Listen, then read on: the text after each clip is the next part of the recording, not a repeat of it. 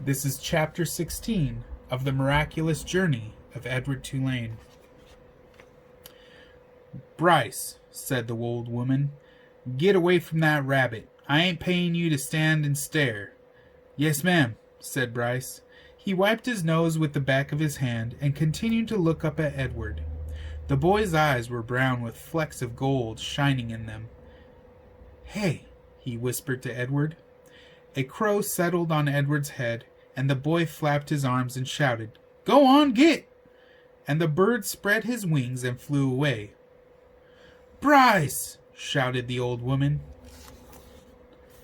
"Ma'am," said Bryce, "get away from that rabbit.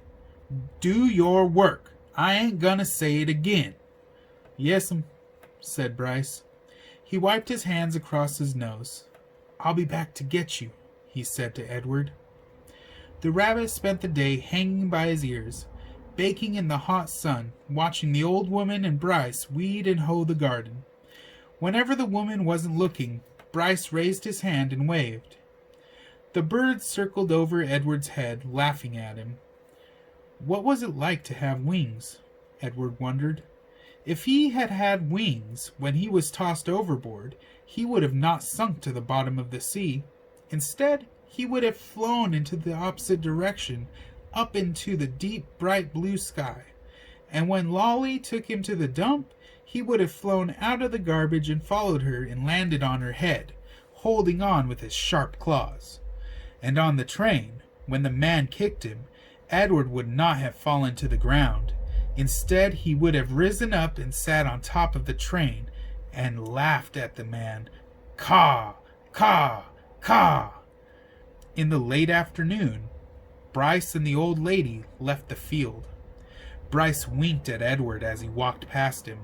One of the crows lighted on Edward's shoulders and tapped with his beak at Edward's china face, reminding the rabbit with each tap that he had no wings, that not only could he not fly, he could not move on his own at all, in any way.